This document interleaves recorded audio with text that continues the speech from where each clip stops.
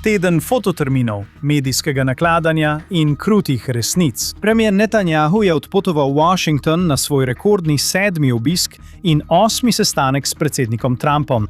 Stiski rok so bili kot nalašč za fotografije, medtem ko so bili sestanki za zaprtimi vrati. Bilo je minimalno sodelovanja z novinarji in omejen klasičen medijski spektakel v ovalni pisarni. Tisto, česar ne vemo, prevlada nad tistim, kar vemo. To je osrednjim medijem pustilo le običajna ugibanja, predstavljena kot dejstva, ki temeljijo predvsem na njihovi lastni domišljiji, in nam ponuja vnaprej oblikovana mnenja komentatorjev in novinarjev. Od vsega, kar ti ceneni komentatorji poročajo, sem upošteval le to.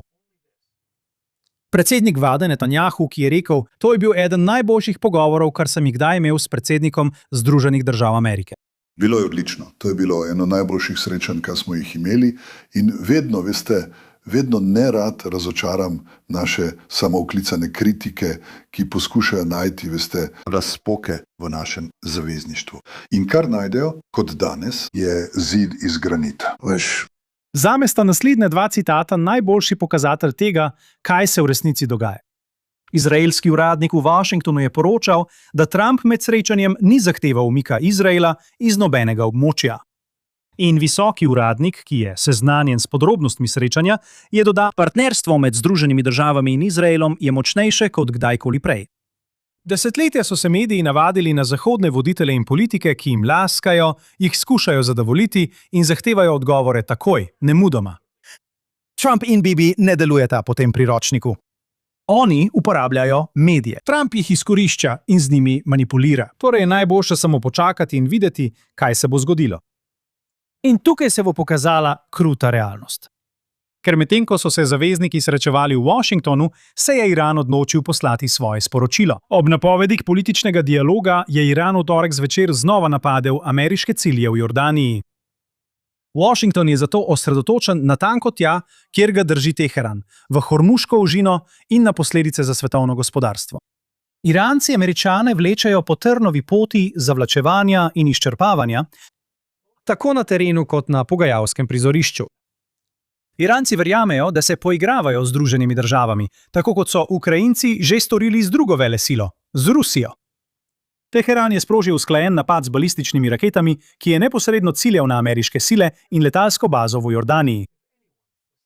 Če je kdo še vedno upal, da delujejo v okviri Washingtona in tisti memorandumi o zmanjševanju napetosti, je ta napad kruta streznitev. Teheran je poslal sporočilo, da dogovor ni le neuspeh, ampak se ga aktivno razbija na koščke. Zakaj torej Zahod vedno znova naseda isti pasti? Oded Elam, nekdanji vodja protiterorističnega oddelka v Mosadu in trenutno raziskovalec na Jeruzalemskem centru za varnost in zunanje zadeve, trdi, da je temeljna napaka Združenih držav ta, da predpostavljajo, da Iran na pogajanja gleda enako kot zahodnjaki. Glavna težava, pravi, je v tem, da Washington in Teheran igrata popolnoma različne igre. Združene države vidijo pogajanja kot pot do dogovora in dogovor je ciljna črta.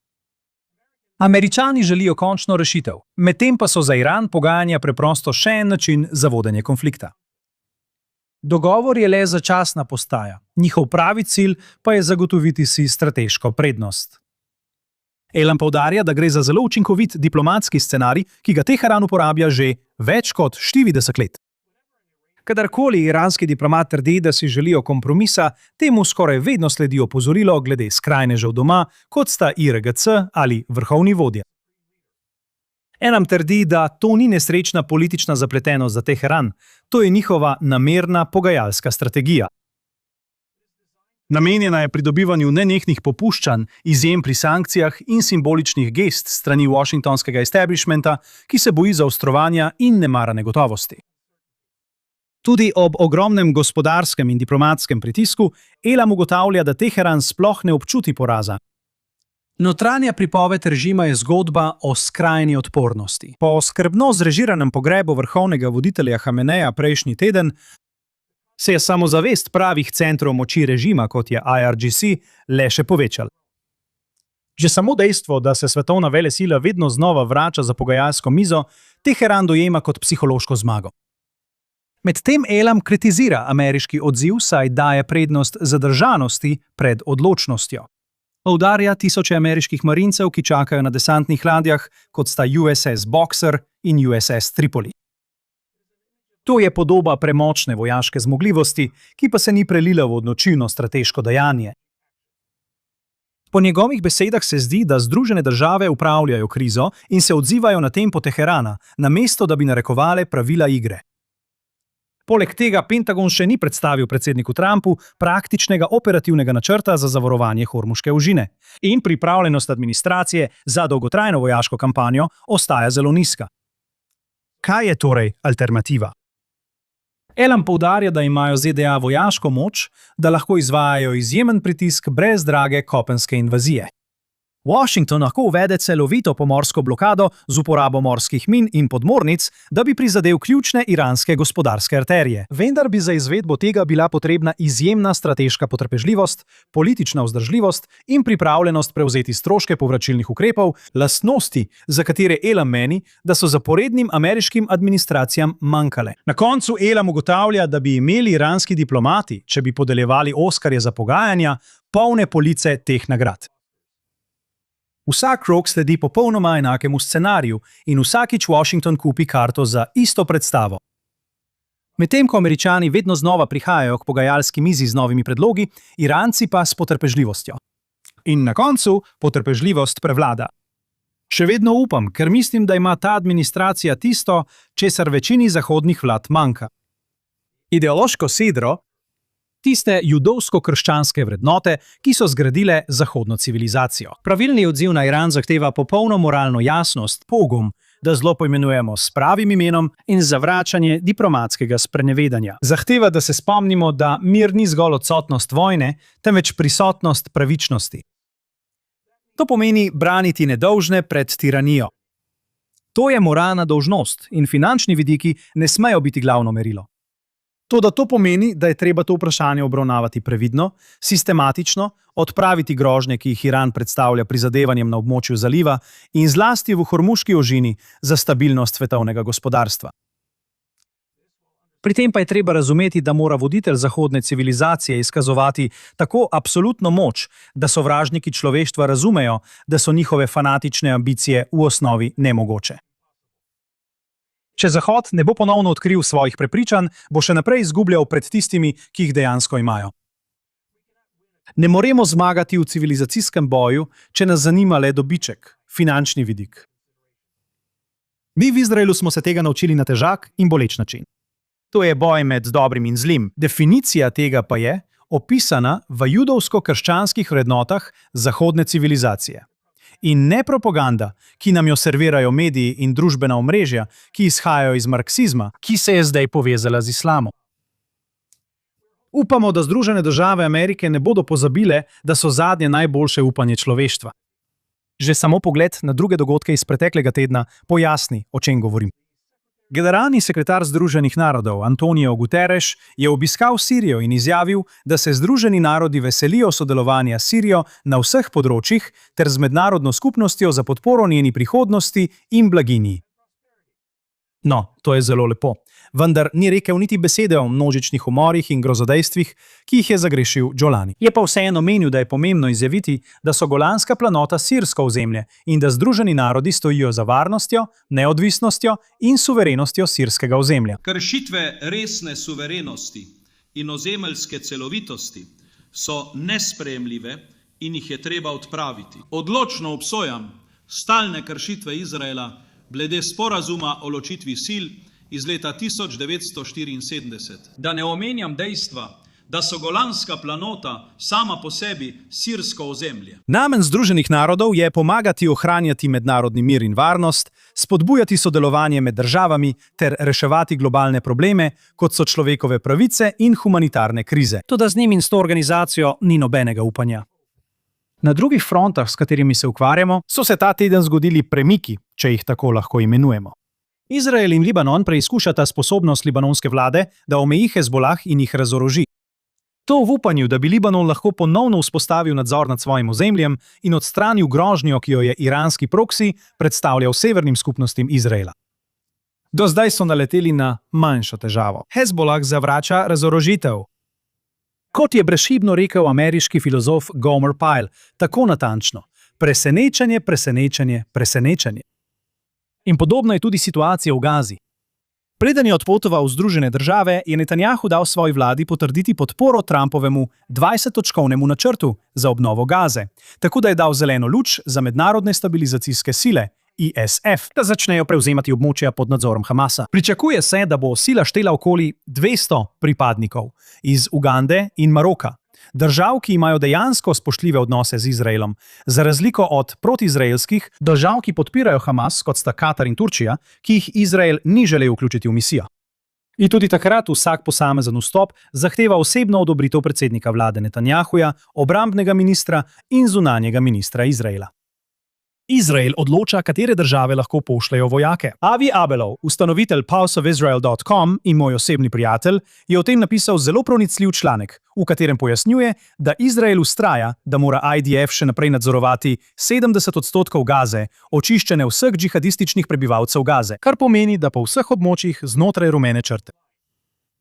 Trumpov dogovor določa, da ne bo nobenega umika, dokler Hamas ne bo popolnoma razorožen in Gaza popolnoma demilitarizirana, za kar Avi pravi, in se strinjam, da se nikoli ne bo zgodila. Avi se sprašuje, kako naj bi 200 ugandskih in maroških vojakov kar tako vstopilo na območje pod nadzorom Hamasa, razorožilo genocidno džihadistično vojsko, ki še vedno nadzoruje tunele, rakete in ima ideologijo kulta smrti, in nato nekako odšli ven živi.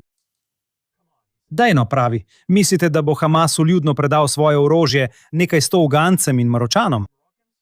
Mislite, da bodo ti vojaki preživeli več kot 5 minut, če bodo res začeli pobirati raketomete od istih ljudi, ki so pobili, posilili in zažgali naše družine? To se ne bo zgodilo.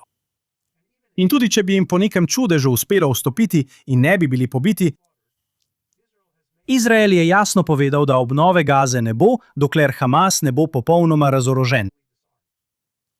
Tega pogoja mednarodne sile nikoli ne bodo izpolnile. Edina sila na svetu, ki lahko dejansko dokonča razorožitev Hamasa, sta Izrael in IDF.